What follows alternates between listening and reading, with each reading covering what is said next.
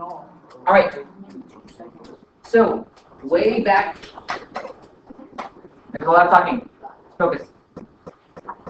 Way back earlier in the year, it probably would have been October, November, going around those times. We talked about something called an arithmetic sequence. So what was an arithmetic sequence? Thinking back. Oh, the order of operations. Arithmetic sequence. The order of operations. No, Not order of operations. Order of operations. Same thing. The sequence is the same as the order of operations.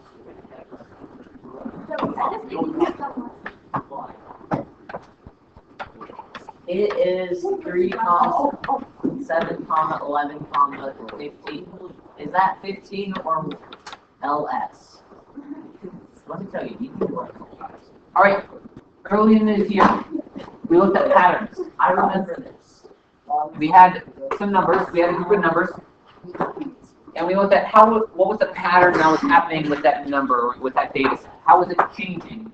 And these were sequences. When you have these numbers, they list the numbers, and they have a rule or a pattern amongst them. They have this or sequence. So we had to figure out what was the rule to your sequence. For example, what is the rule to your sequence? Or plus 4. So this rule was, it was increasing by 4 every time. And then we had a specific sort of formula that we used to help us calculate arithmetic sequences. Say we wanted to figure out what was the 83rd term of the sequence, we had a formula that we could plug 83 in, and then it would help us solve. You could, but do you want to go all the way up to 83 on a T-chart? Yes. It's a lot of work. So, our formula that we used, it was very similar to our functions that we used the term A a lot. So A sub k, that was your term, what the value was of that sequence. So on the 5th sequence, you would plug in 5 for k, and A sub k or A sub 5 would be the 5th value. Our arithmetic sequence, our formula, it always started with the first term. So A sub 1, in this case, A sub 1 is 3, whatever that number was, that was always that first value. And then it was always plus b, which stood for the difference. So what is the difference between your 2 points? So in this case, you're always increasing by 4, so the difference between every 2 points was 4. And then it was times k minus 1. So this was our rule we used at the beginning of the year for our sequences. So if we were to create an arithmetic sequence rule for what we have, we know A sub 1 is 3, so we could plug 3 in there. We know the difference is 4, so we plug 4 in for our difference. It's always k minus 1. So our rule for our sequence that we have on the board would be A sub k equals 3 plus 4 times k minus 1. This is what we did back in October, November. I can't quite remember the exact time. Are we okay with this? Yeah, sure. Kind of familiar, more or less. So we're going to be dealing with sequences this week. It won't necessarily be arithmetic sequences. We're going to talk about geometric sequences and how they're different. But we still want to just do a quick refresh on what is a sequence and how do we work with sequences. So A sub k equals A1, your first term, plus D, which is the difference, times k minus 1. So see if you can, using that rule, see if we can find the arithmetic sequences for both these functions. So A sub k equals A1 plus B times k minus 1. So see if you can figure out how is the rule changing? What is the rule? What is that first term? And then write your sequence for it. Adding 5. So then you've already done all this before. What do we find for the rule, for the formula of our first? So what is the formula? How does it start? A sub k equals 7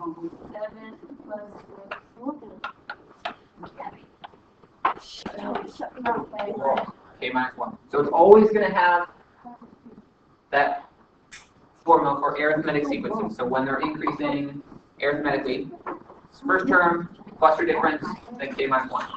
So what is your second situation?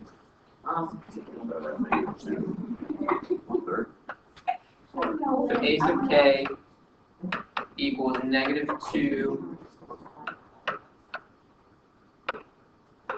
Now, AJ, you said plus 1/3, right? Yeah. So let's look at this one more time. Wait, we're negative Negative, k. going down. We're going down, we're going farther in the negative direction. So rather than me adding 1/3, we'll subtract. Okay. And that is your formula for both of these.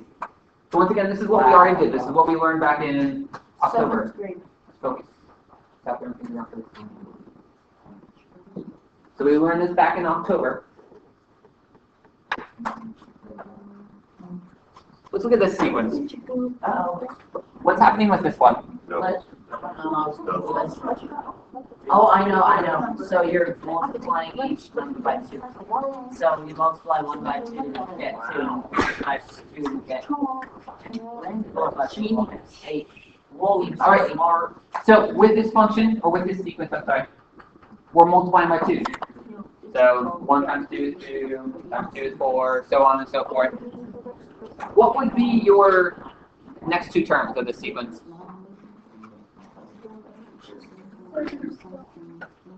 32. If we double that, 64. We can keep going if we wanted to, but we don't need to. So, how is this sequence different from your last one?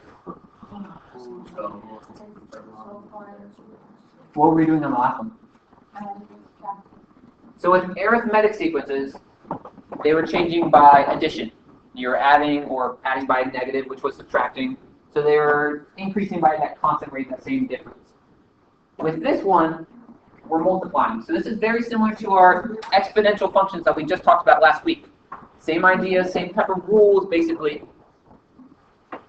It's just rather this time we're multiplying rather than adding. And we're dealing with sequences rather than functions.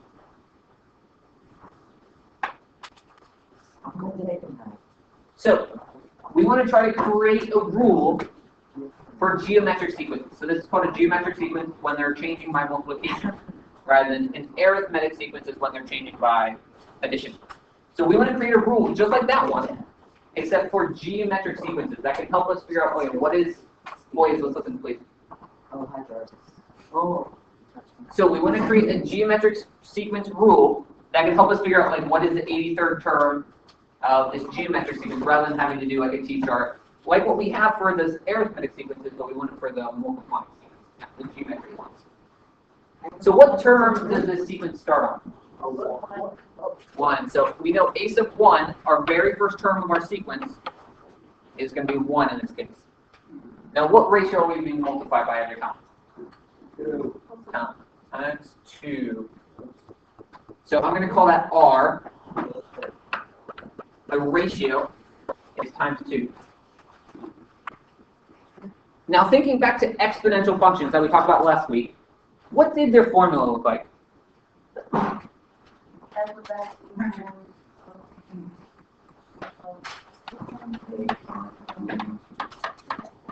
times bx. So that's what we were dealing with last week.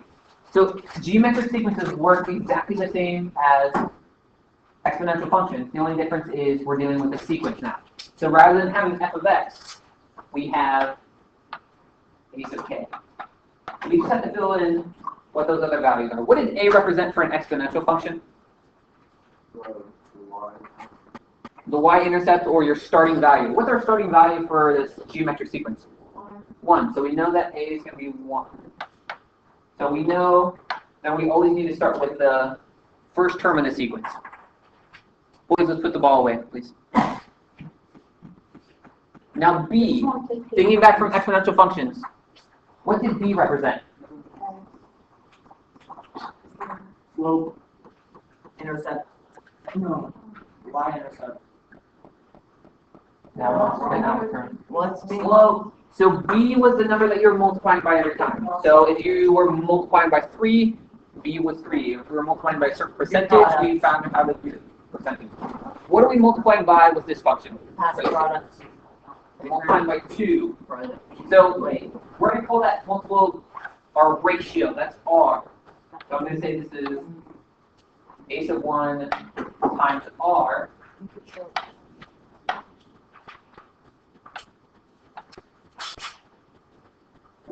And then the last thing we had was x.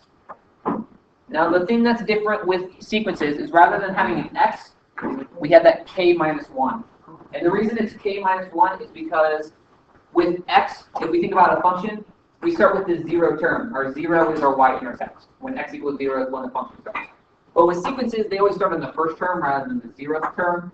And so rather than starting with k, it's just going to be k minus 1. So these are very, very similar. They're modeled the exact same way. Our variables are just different. And so if you understood your exponential functions from last week, geometric sequences should be the exact same thing, basically. Let's turn around and face your desk, please.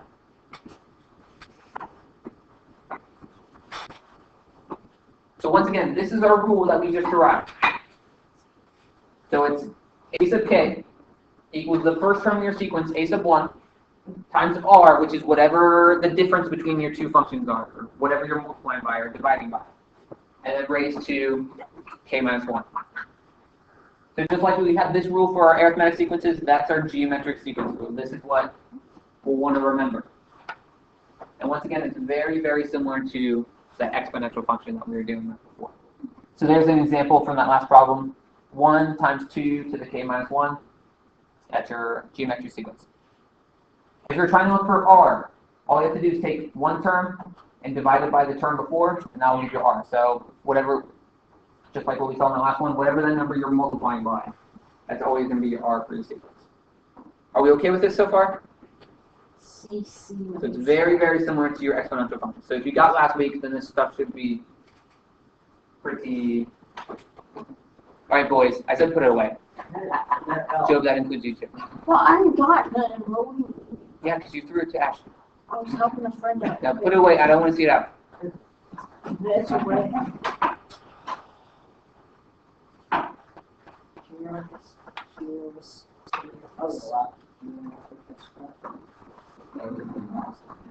All right. So using that rule that we just derived,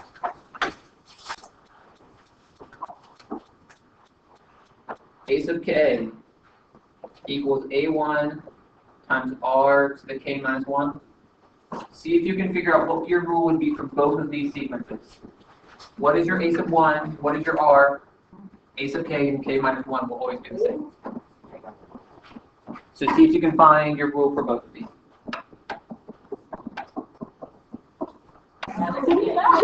All right, so let's talk about this. What do we find for our first sequence? AK equals 7.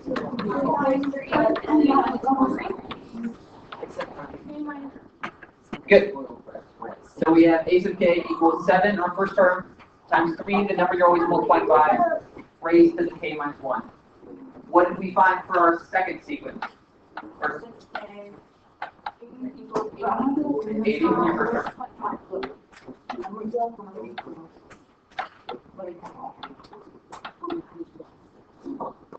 So good, this one is 0.5 or 1/2.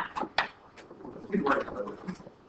Once again, if you're looking for the ratio, it's whatever number you're multiplying by. If you're having trouble determining that, take one term and divide it by the previous term. It doesn't matter what those terms are in the sequence, just as long as it's the first term or a term divided by the previous term, and that will give you your ratio. So you can do 40 divided by 80, give you 0.5 or 1/2 or whatever you would like to write it as, and that would be your sequence. Are we okay with this? Yes. All right. So, given a sequence, so that was creating a sequence from, or creating a rule from a sequence.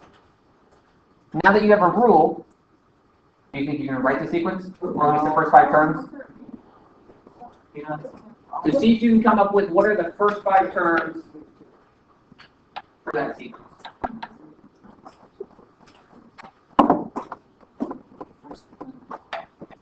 So it's 3 times 4, k. Well, 48.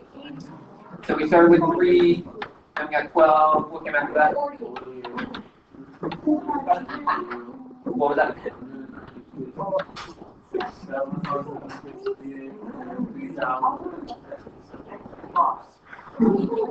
should be your 5 terms. So once again, your first term is always that first number. It's always that a sub 1.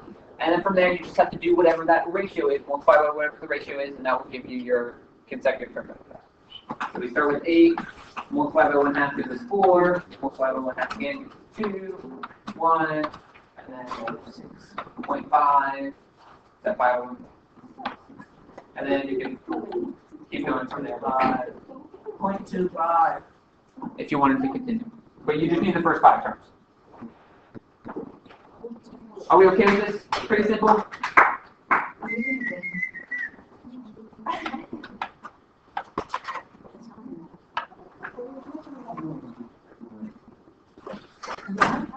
All right, so this one has 2 questions, or 2 parts to it. So part number 1, you have a sequence. You just want to figure out what the rule is. So what is the geometric, or is it geometric or arithmetic? What is the rule? And then how can you use that rule to help you find the 21st term of the sequence? So if k is 21, what would its value be? So see if you can find what the value, see if you can find your rule for your sequence, and then plug k in to figure out what it's going to be. So find the rule of your sequence, and then plug 21 in for k to see what your 21st term is.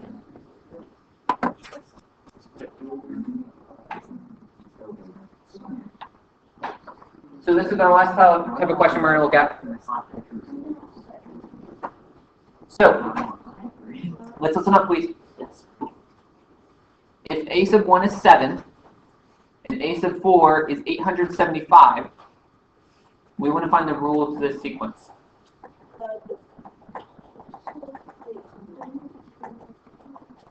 So we're going to have to think a little bit on this one, because we only had 2 terms. We only have 2 terms, that's true. And if we look, We have to put them into. a sub 1 and a sub 4, those aren't adjacent terms. Those aren't terms that are like right next to each other. So we're going to have to do a little algebra in order to solve this. We can't just determine, okay, I know I'm multiplying by 3 every time, because we don't know what that number is that I'm multiplying by.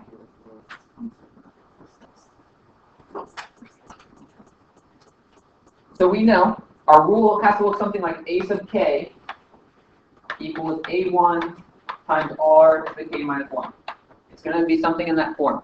Do we know any of those numbers so far? What do we know a1 is? All right, so we can fill in one thing so far. We know this is 7. So a sub k equals 7 times r to the k minus 1. But we don't know what r is. That's the only other thing we're looking for, though. We just need to figure out what that r value is.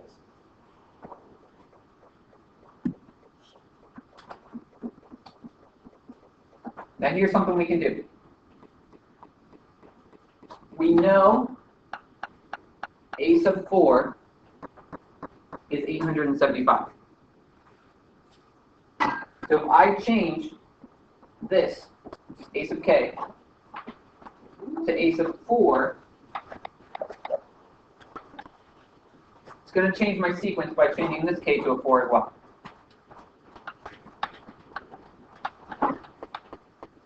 So what I'm doing is I'm taking a sub 4, and I'm plugging that in for my k. So I change a sub k to a sub 4, I change my k up here to 4. Now what does a sub 4 equal? What is that value of a sub 4, or 4th term? 875. So I know a sub 4 equals 875.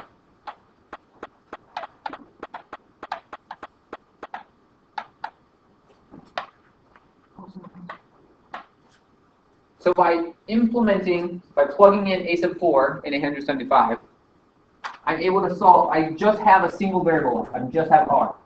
So if I can solve for that r, I can figure out what this function is, or what my sequence is. What would you do first with this? 4 minus 1? Okay. Yeah.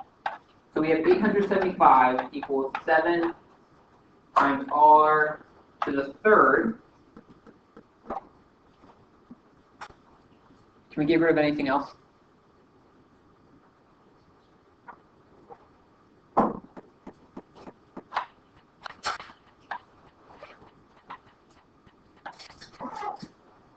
7 times r to the third. I can get rid of this 7. What's my inverse operation of multiplying by 7? Divide.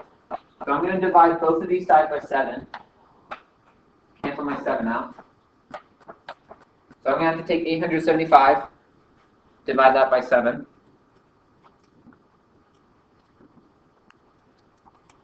That gives us 125. So 125 equals r to the third. So we're really close. We just have to get rid of that third. How do we do that? By multiplying the other thing by 3. So what does it mean to be raised to the power of 3? Multiplying it by itself 3 times. Multiplying itself by 3 times. Now if I had x to the second equals 16, how would you solve this? How do we get rid of that square? 16 times 16. X times itself equals 16. So what? We do the one square root. It's a square root. So if we take a square root is our inverse operation of a square, and that can help us solve a situation like this. Now we have to think, what is our inverse operation of a third? 2.